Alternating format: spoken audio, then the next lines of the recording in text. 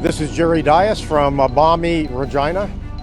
I'm here with the bargaining committee from Local 594 at the Co-op refinery, my assistant Shane Work. And we're here today because of the escalation of the lockout of the workers of the Co-op refinery. Today we are here and we're doing this press conference in front of a Co-op gas station because we are going to start today the escalation of our boycott of the Co-op gas stations and stores. And we are doing this to urge the community of Regina, the province of Saskatchewan, to join with the workers to win a collective agreement. Now, we all know what's at stake here. We are dealing with a corporation that is making $3 million a day.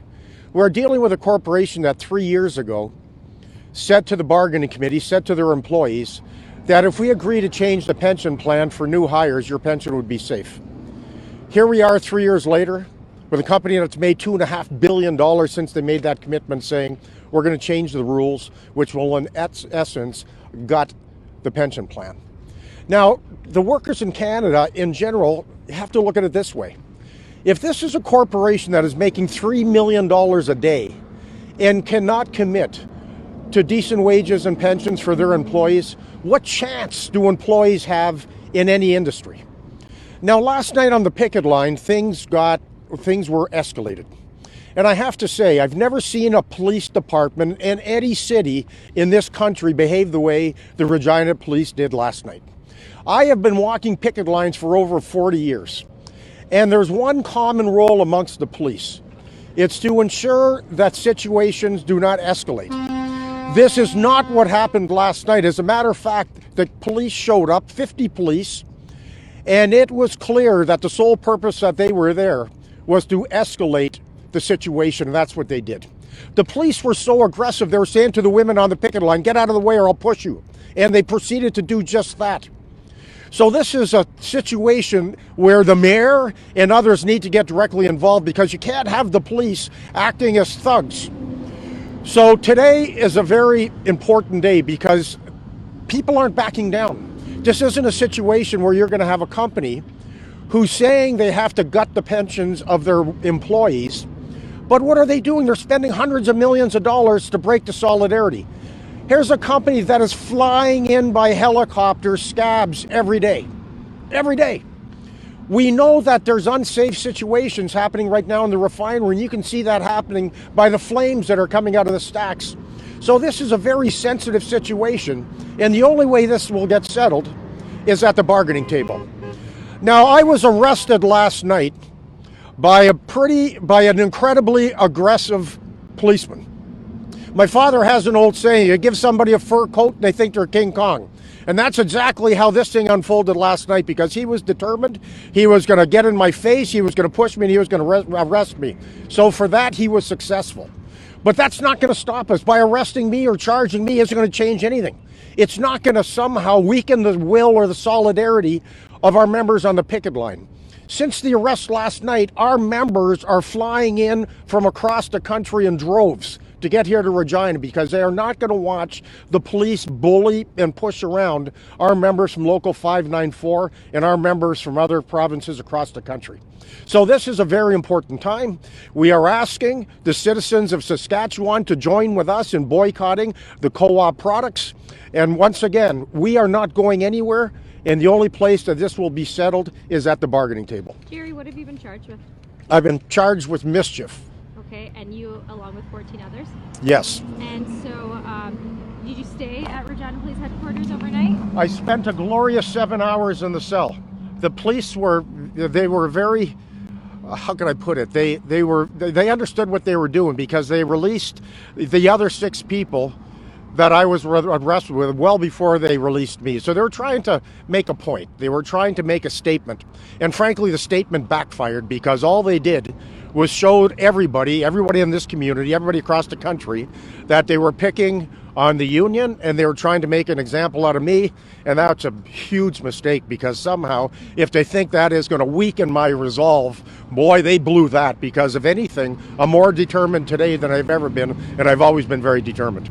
Do you have any conditions? Are you allowed to return back to gate 7? Or I can't be within, I believe it's like 500 meters of the refinery. Okay, so what do you expect? Like, what would you like to see Regina Police do? Because at the end of the day, there is a court injunction saying that Unifor members cannot block an entranceway into the refinery for more than 10 minutes, and that is like the court decided that. What do you want police to do? Because they also have a job to do and to enforce the law. Okay, but first of all, the police aren't entitled or legally entitled to make a determination on what the court order is. The court order was very specific about Unifor Local 594. I am not a member of Unifor Local 594, so they do not have the unilateral right to decipher what the injunction means. So if you want to talk about being illegal, we should take a look at the activities of the police. The other side of it is, yes, there is a court order, but the role of the police have always been to make sure that situations do not escalate. They were there for one purpose last night, and that was to escalate. So they should be ashamed of themselves. Can you imagine pushing around women, telling them up front, get out of the way, I'll push it, and they do that? Unbelievable. Jerry, bunch of thugs. To provoke police? No, I wasn't brought in to provoke police. I'm here waiting for the co-op management to phone me so I can get to the bargaining table to find a solution. That's why I'm here. How many times have you been arrested as Unifor president? Once. Today, last night? Last night. This is the only police force that would even think about doing what they did last night. I've been walking picket lines for 40 years. Since I've been the national president of Unifor, we've had some major disputes. But the police have always been respectful enough not to cross the line, and this police force did. It's interesting you use the same. Talked about the King Kong in the fur coat. Just moments ago, the chief spoke to our media at City Hall, and he said the same thing about you. He said sometimes if you give a person a fur coat, they think they're King Kong, and nobody's above the law. Oh, so are absolutely. you above the law here? No, I'm not above the law at all. And as a matter of fact, he used that line. He must have listened to me on the John Gormley show this morning. He should be a little more creative. So what's going to happen now today? What can we expect? Well, our members are very determined to win a fair collective agreement. And that's what this is all about, is we're winning a fair collective agreement. You spoke about things escalating at co-op properties. What can we expect today, days ahead? Look, Co-op is a major chain of which the refinery is one piece. So we understand that if the Co-op gas stations and stores and other facilities are supportive of the management team at the refinery, well, then the workers that pump gas from the gas stations that go to their stores are going to have something to say about their lack of loyalty. This labor dispute is getting quite expensive for both sides, especially with people coming in from across the country. Does Unifor have the financial capability to keep going ahead for quite some time? Look, we have the financial capability, but there's no price on justice. And we will do what we need to do to make sure that our members in 594 win the collective agreement that they deserved. This is a group of people who 3 years ago were made promises, and a multi-billion-dollar corporation could afford to keep their promises. So all the workers on the picket line, I know Unifor is paying them. I did get someone tweeting at me saying that Unifor is cutting back the pay for people on the line. I'm just looking to confirm if that is the case. No, that's absolutely ridiculous. We wouldn't even contemplate it. Jerry, Regina police are saying that fencing has to come down today. Is it coming down? We'll see how the day unfolds.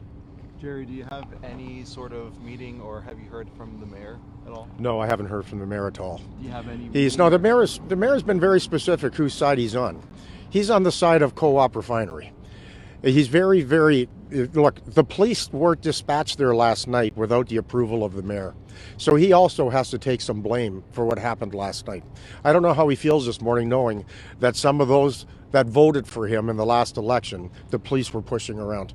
Do you have any sort of meeting with him or a phone call? I haven't reached out to him at all. The mayor and the police chief are saying that Co-op and Unifor and Co-op are holding the city hostage. What do you say to that? Look, Co-op locked out over 700 people. Co-op is flying in scabs by helicopters. Co-op is the group who is in complete control of this situation. We can resolve this situation today if in fact they have a desire to do that. I'm here for that reason. If they want an agreement, they know my phone number. That's what this is all about, is finding a solution. So we'll see if they call, because if they're serious about finding a solution, then the phone will be ringing. The co-op has said that they want to get to the table, they want to get back to bargaining, but they can't do it with what they've said is Unifor's demand that pensions aren't touched. So if that's the requirement, are you ever going to get back to the bargaining table? How is this going to end? Look, we need to get to the bargaining table, and we need to see where the company is at. I mean, ultimately, we are dug in on the pension plan because they can absolutely afford it and they committed to it. But we need to get to the bargaining table and have some conversations. But if they're saying we're going to go to the bargaining table whenever, but they're not willing to There take is that no opportunity. question, we are not going to be walking away from the bargaining table without a DB pension plan. How much are the workers getting paid to fly in right now? They're getting paid their lost wages. Of the 14 people arrested, who's covering the lawyer fees and the cost for all the... We are, You are. absolutely. Did you have I hope they're paying for mine as well. Did you have a court date already this morning, or when is your court date? No, my court date is the 26th of February. What time? That's a very good question. Okay, and at Provincial Courthouse? I think so. Okay, perfect. How long are you guys prepared to keep this up? You know, you're paying the workers. We're not going anywhere. I mean, people need to understand that. We didn't fly in for solidarity for a 24 or 48-hour period of time. We're here to find a settlement. I'm here to find a settlement. I have a history within the labor movement and with management circles of being able to find the deal. But I can't do it playing solitaire. Technically, by the law, the people that were standing in front of the fencing, that is Mischief, correct? We'll let the judge make that ruling, but I'll tell you what's Mischief is a company that makes $3 million a day and flies in scabs from Alberta to take the jobs of the citizens of Saskatchewan. That to me is a disgrace. Why do you think Unifor members are, so willing to get arrested, possibly have, they have a criminal charge now, possibly get a criminal conviction over this? Could you speak anything about Of course. the Look, passion? people are determined because they see what's going on. I mean, this is a country where working people are always under pressure. And the rich get richer, the 1% get more money, and working class people are always threatened that they have to take less in order to keep their jobs. And this is the poster child for greed. Because if a company that makes $3 million a day can't live up to their commitments, how could anybody expect any company or any government to live up to their financial obligations? So people understand what's at stake here.